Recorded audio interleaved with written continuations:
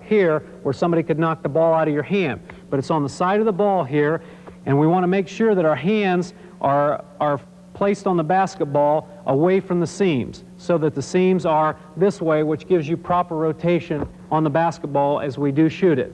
The next area we want to discuss is the pocket, or our pocket position.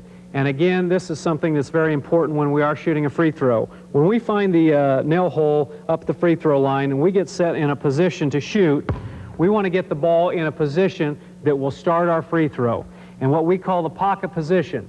If some of you don't understand that, or we tell our kids what that is, we want to take the ball and put it directly under our chin and then move it out about 8 to 10 inches or so away from our body, so our elbows are flared just a little bit in a comfortable position.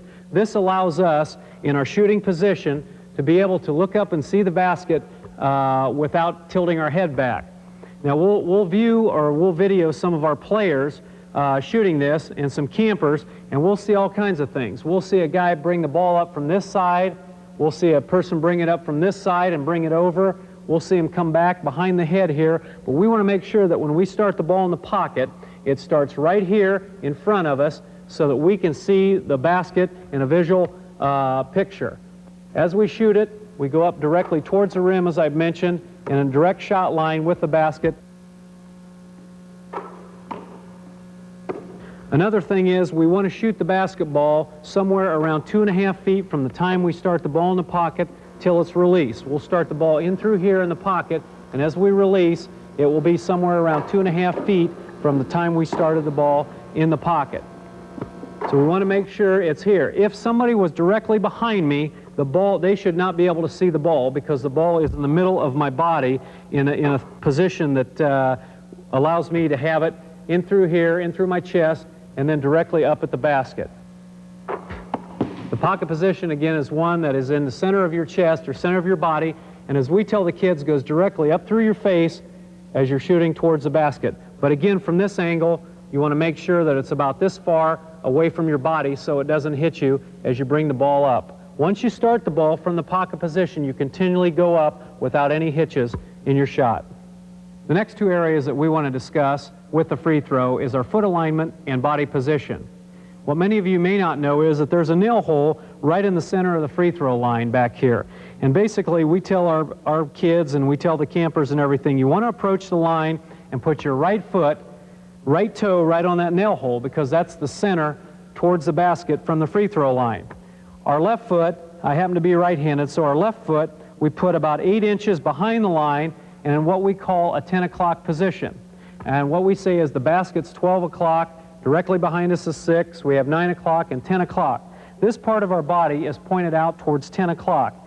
That gives us the right side of the body in proportion to the basket, again, which is our shot line. Okay, so we want to make sure that as we approach the line, our right toe is directly on the nail hole, our left leg is about 8 inches behind the line and at 10 o'clock, so it gives us our shot line in direct proportion and direction with the basket here. If we're left-handed, it's just the opposite. We put our left foot or left toe right up on the nail hole, and our right foot now becomes at 2 o'clock, where we're pointed out this way, again having the right side of our body directly out of bounds so that we can line our shot line up with the left side of our body and shoot directly at the basket.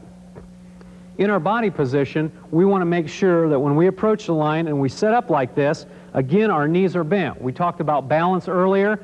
This time we want to make sure we're in good body balance.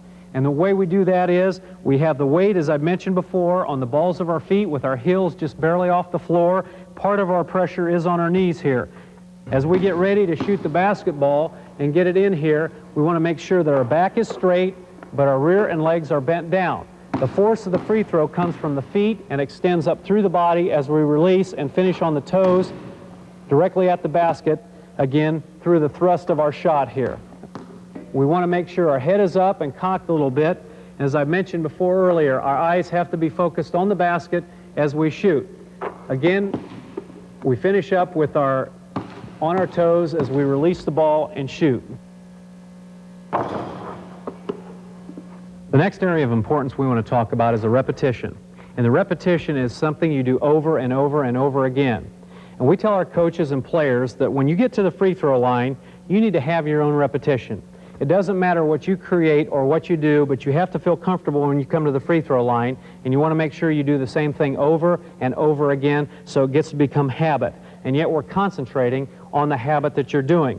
When I was shooting, what I'd like to do is I came up to the line and I found the nail hole. I put my right toe to the nail hole and I got my left foot in what I call the 10 o'clock position, as we stated before. Then I got the ball from the ref and I took the ball and I kind of just rubbed it a little bit to get the feel of the ball. I went down into my position, and as I went down, I kept my eyes directly on the ball when I was dribbling. Now this is very important, okay?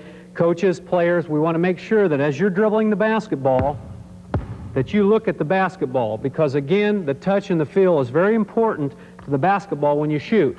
And there's a lot of you good players out there, I know, that'll say, you know, sometimes when you shoot the free throw, you just don't feel very comfortable at the line. It doesn't feel good in your hand. There's something wrong, and part of that is feel.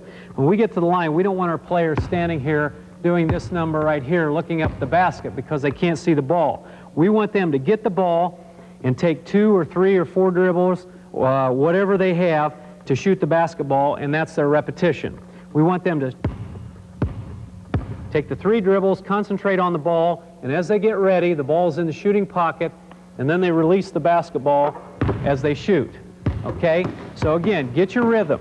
Come up to the free throw line, gather yourself, find the nail hole, and do something that you do the same amount of times. My senior year, I shot 325 free throws my senior year. I took 975 dribbles, no more or no less, because when I came up to the line, I gathered myself up, I got in my good shooting position, the balanced position here, the 10 o'clock, what we call. I got the ball, felt it a little bit, took 3 dribbles, got in the pocket position here, and released. So your repetition is very important. Many of you people remember Steve Alford, the great guard from IU, when he used to play. He had a repetition where he would go down and grab his socks, he'd wipe his shorts then, he'd receive the ball from the ref, he'd take his dribbles and shoot. In fact, his repetition got so good that the whole crowd at Assembly Hall would start chanting it. Socks, shorts, 1, 2, 3, and he would shoot. And I know Steve had great concentration, but I think Coach Knight got a little upset at the crowd at times when they were yelling for him. But that's repetition, and that's something you need to have. The same thing over and over and over again to make yourself a good quality free throw shooter. Another area that follows repetition is concentration. You know, towards the end of a game when coaches are calling timeouts and are trying to ice the shooter, you get back to the free throw line. The first thing you need to do is work over your repetition. On your concentration. So if there's 10,000 screaming fans in the auditorium, you need to get up and again find the repetition that you do. Find the nail hole on the floor, concentrate getting set up, okay?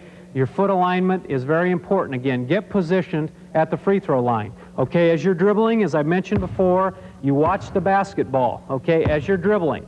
Now, as you get your position and get the ball in the pocket, you can take a deep breath or whatever as you're concentrating on what you're doing. At the last second, you then get the ball in the pocket position and you look up, focusing your eyes directly on the basket or on your target, okay? Now, as you're shooting there, in a lot of the big auditoriums, they have crowds clear on the inline, and these people are waving their hands, yelling and screaming. You're thinking about your repetition, and this is blended in through your concentration as you're getting ready to shoot.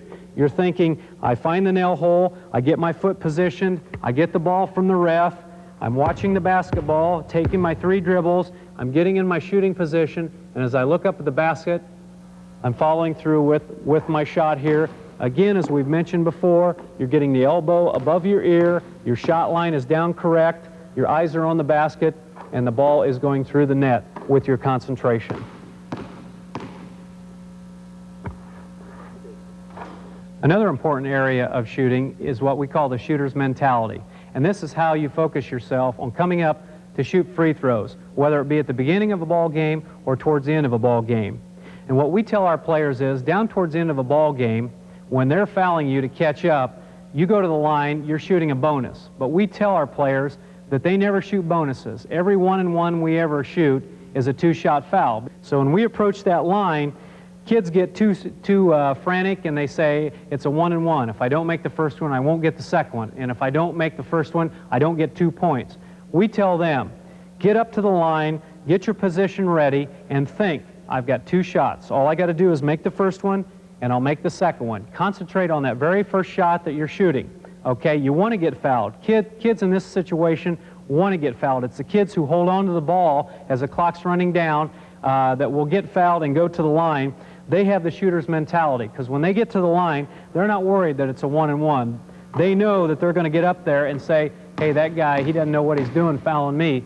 And he gets up to the basket, and he goes through his repetition, his concentration, and he shoots the ball through the basket again, getting the second shot and keeping his team from getting beat towards the end of a ball game. So the shooter's mentality is very important. Approach that line like you know you're going to make the first one and then the second one. Go back and play defense and get fouled again. Coaches, get your players in shooting free throws during the days if you can. In high school, it may be a little more difficult than college, but give them rewards. I know when I was playing, if we made 25 in a row, we'd get a pair of socks, and if we made 50, we'd get a t-shirt. So get them into the gym, allow them to have some contests on their own to shoot these free throws, to get better at the free throw line so they can go out during a game and make those free throws at the end of the game that will win ball games for you and your team. I think great free throw shooters work in cycles. The first one is that they learn proper technique and mechanics for their free throws. After that, they constantly practice and get a good repetition down.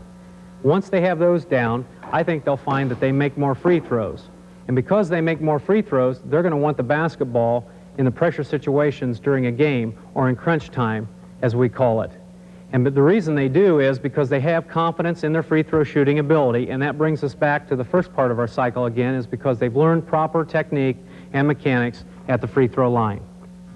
In talking about shooting drills, there's a lot of different shooting drills that you can use if you're a perimeter player. Okay, you can put a chair out, you can dribble around it, you can spin the ball out yourself, catch it without a dribble, or you can shot fake and dribble drive, all kinds of different things to work on your shooting. As a free throw player, you just have to go and shoot free throws. There's not a lot of different drills you can do that'll implement just the free throw shooting. So what we want to do, and we tell our players, we want you to start in and work on some spot shooting and move out.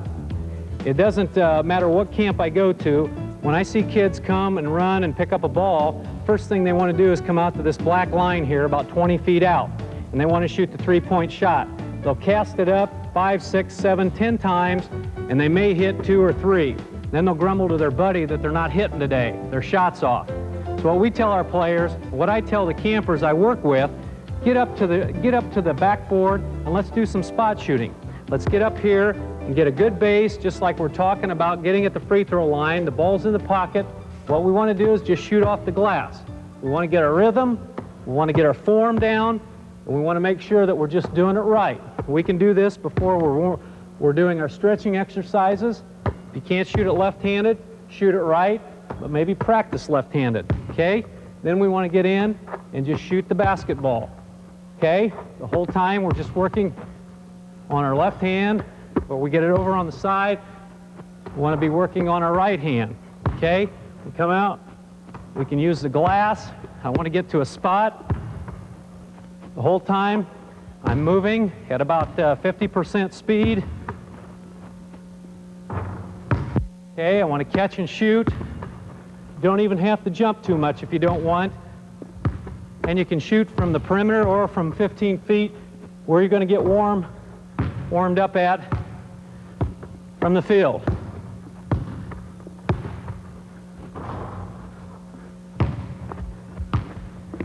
Then pretty soon as I approach the free throw line, now I'm pretty loose and feel like I can shoot the ball pretty good without coming out and being cold. And then this drill will let me come out to the three-point line now and shoot the three-point shot instead of just starting from out here and being cold. Now when I approach the free throw line, I have worked up a little bit of energy. It's more like a lifelike free throw because I'm a little bit tired. I want to get into my repetition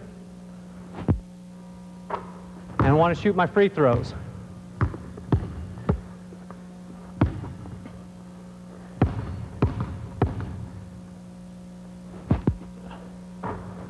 Now I've already, in about a 2-minute span, have gotten about 15, 20 shots.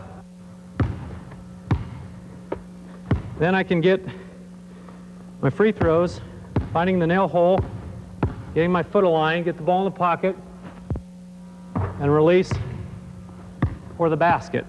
About a year ago, some businessmen from Columbus, Ohio got together and wanted to create a basketball training aid that would help in shooting.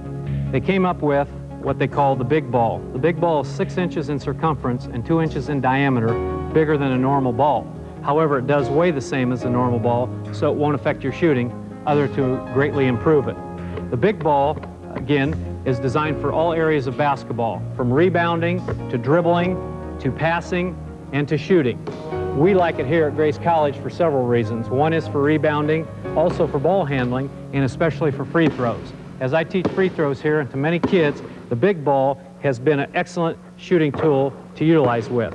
Again, it's very difficult to make the big ball, and you have to have proper form and technique and proper lift from your elbow in order to make it go in, because a flat shot will not let the big ball go in. You have to shoot with your follow-through. You have to have arc on the ball so that it goes over the basket and drops through the net. I would like to thank our sponsors who've made this video possible. For Reebok International, Reebok, the official shoe of the Grace College Lancers. Also, from Advanced Sports Concepts, makers of the big ball. Also, we'd like to thank Baden Basketball. Baden, play Baden and play a winner. And also from DePuy. DePuy for the heel lock ankle brace, designed for the serious athlete. The heel lock strappings give the supportive tape without the cost. The custom thermoformed uprights brace both sides of your ankle. It fits either right or the left foot, is lightweight yet durable. The heel lock ankle brace is worn by many Division I football and basketball players. As we mentioned at the beginning of our video, we've had 4 objectives that we wanted to cover, or goals, for free throw shooting. The first one for you coaches was to teach and develop proper free throw shooting technique and mechanics. The second one was for you to understand just how important free throws are and learn areas of proper instruction. The third goal was to give each player self-confidence in their ability to shoot free throws in pressure situations. And the fourth goal was to improve player and team free throw shooting percentages 5 to 10% or more. I hope in this video we have covered all areas of free throw shooting. I trust this video has been helpful, and I feel what we have discussed today will work for you and your program. Best wishes to you and your team this year, and may you have a great season. I encourage you to write or call me on any problem you may have concerning this video, as I will be more than happy to help you or your team. I'm also available for speaking engagements, clinic demonstrations, as well as basketball camps.